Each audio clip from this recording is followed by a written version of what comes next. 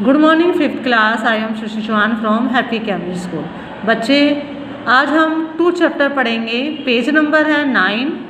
Chapter का नाम है परिश्रम की कमाई अर्थात मेहनत की कमाई।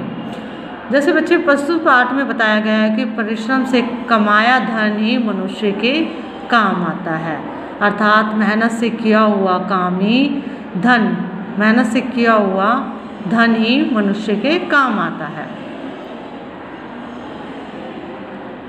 परिश्रम मनुष्य का एक ऐसा गुण है जो उसको सफलता की ओर ले जाता है तथा जीवन के सारे दुखों को समाप्त कर उसके जीवन में प्रसन्नता भर देता है। बच्चे जैसे जो कहते हैं कि मेहनत मनुष्य का एक ऐसा गुण है जो उसको सफलता की ओर ले जाता है। बच्चे जैसे कि आप जानते हो कि जब आप परिश्रम करते हो, मेहनत करते हो, पढ़ाई में आप मेहनत कर रहे हो तो बच्चे अवश्य ही आपको अच्छे अंक प्राप्त होंगे और आप सफलता की ओर बढ़ोगे। परिश्रम की कमाई से खाई गई रोटी चाहे वह सूखी ही क्यों ना हो मीठी लगती है।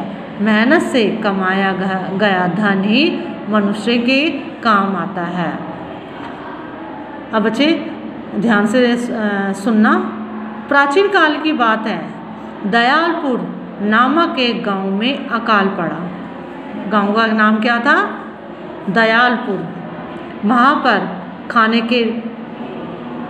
की बात तो दूर, पीने के लिए पानी तक के लाले पड़ गए थे। बच्चे वहाँ खाने के लिए भी और पीने के लिए भी लाले पड़ गए थे। लोग अपना गांव छोड़कर दूसरे गांव में पलायन करने लगे थे, अर्थात दूसरे गांव में जाने लगे थे। वहाँ के राजा को इस घटना से अत्यधिक चिंता हुई। राजा ने राज्य के एक प्रसिद्ध महात्मा को बुलवाया और सारा हाल बताकर कोई उपाय करने का अनुरोध किया। अब बच्चे उन्होंने महात्मा को बुलाया कि राजा ने, और उसका कोई ऐसा उपाय निकालने की प्रार्थना की, अनुरोध किया या प्रार्थना की। महात्मा जी ने राजा को समझाया, गांव में एक बड़ा सा तालाब खुदवाया जाए। तालाब में वर्षा का पानी भर जाएगा जो तालाब की खुदाई करने वालों को मिलेगा और इससे लोग गांव छोड़कर बाहर नहीं जाएंगे।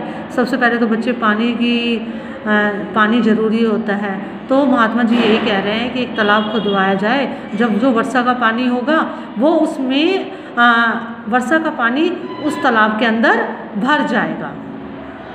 अब बच्चे आप पेज नंबर 10 पे आ जाइए।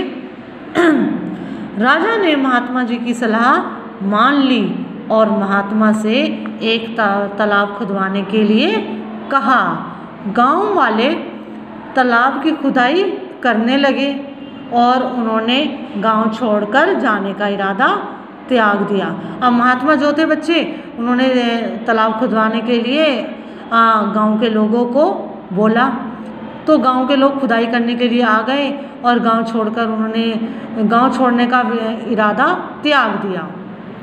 अब जो बच्चे वो खुदाई भी करते थे ना, तो उनको उस खुदाई के पैसे भी मिलते थे। कौन देते थे? महात्मा। जैसे आगे चैप्टर में बताया गया है। गांव वाले रोज तालाब खोदते और शाम को महात्मा से पैसे प्राप्त कर लेते।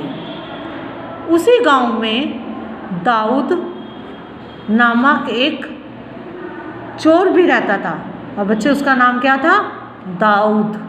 ध्यान रखना बच्चे, उस चोर का नाम था दाऊद। उस चोर को जब यह बात पता चली तो उसने सोचा कि जरूर राजा ने महात्मा को धन दिया है जिससे वह लोगों को मजदूरी बांटता है। अब बच्चे चोर को तो ये था कि महात्मा के पास कहाँ से धन आया।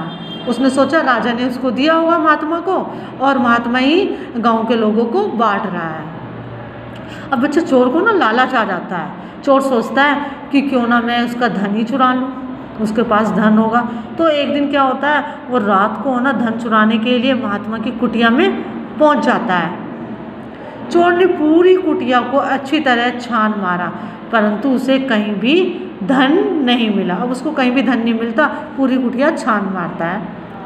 चोर की आहट सुन महात्मा जाग गए। उन्होंने चोर से पूछा, तुम धन चुराने आए हो? लो यह झोली और उल्टो। अब बच्चे महात्मा जो होते हैं उसको वो थैली दे देते हैं जिसमें धन होता है। अब महात्मा कहते हैं लो ले लो और उल्टो। चोर ने झोली उल्टी, उसको पलट दिया तो खन खन करके झोली से सिक्के गिरने लगे। झोली सीधी करते ही सिक्के गिरने बंद हो गए। अब बच्चे जब जैसे ही उसने उल्टी करी थी तो सिक्के नीचे गिरने लगे। अब उसने सीधी करी तो सिक्के गिरने बंद हो गए। महात्मा ने चोर से कहा, ले जाओ जितना धन चाहिए। चोर सिक्के उठाने लगा, परंतु चोर जो भी सिक्के उठाता वह तुरंत मिट्टी बन जाता। क्यों बन रहा था बच्चे मिट्टी? इसलिए बन रहा था क्योंकि वो चोरी कर रहा था, वो उसकी मेहनत की कमाई का नहीं था वो पैसा, इसलिए वह धन जो था मिट्टी बने जा रहा था। सिक्का जो भी उठाता वो चोर दाऊद, वो हाथ में आते ही उसके मिट्टी बन जाता। धीरे धीरे सारे सिक्के मिट्टी बन गए। महात्मा ने कहा, यह जादुई धन उसी को मिलता है जो मेहनत करता है, अर्थात परिश्रम करता है। बिना परिश्रम किए लेने से यह मिट्टी बन जाता है। चोर की समझ में आ गया कि परिश्रम से ही धन कमाया जा सकता है। उसने चोरी का विचार छोड़ दिया। चोर की समझ में आ जाता है अगर मैं मेहनत करूँगा, परिश्रम करूँगा तो मुझे धन प्राप्त होगा, अगर मैं चोरी करूँगा तो वो धन मिट्टी ही बनेगा। अब वो दूसरे दिन वह तालाब खोदने के काम में लग गया। अब जहाँ बच्चे तालाब खोद रहा था ना, वो वहाँ पहुँच जाता है और तालाब खोदने लग जाता है। शाम को महात्मा ने झोली उल्टी करके सभी लोगों को मजदूरी के सिक्के बांटे। अब उस चोर को भी सिक्के बांटे, उस चोर को भी सिक्के मिले, परंतु इस बार उसका धन जो था बच्चे, अब जो उस चोर को सिक्के मिले इस बार वो मिट्टी नहीं बना। क्यों?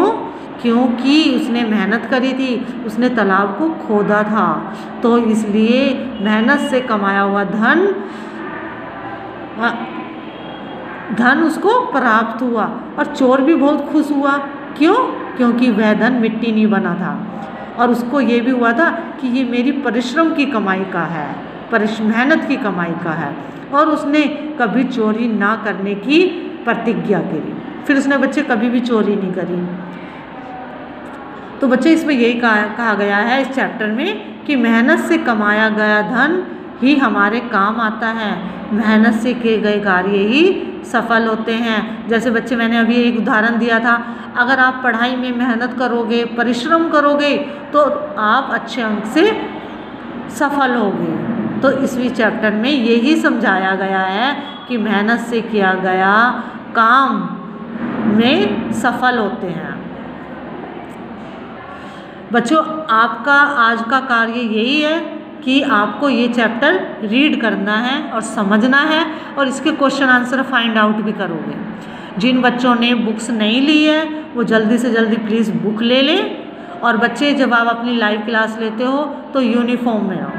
बच्चे, आज एक बच्चा लाइव क्लास में यूनिफॉर्म में नहीं था, तो जिन बच्चों के पास यूनिफॉर्म नहीं है तो वो बच्चे स्कूल में आके यूनिफॉर्म ले सकते हैं। ठीक है, टाइमिंग है 8:30 से 2।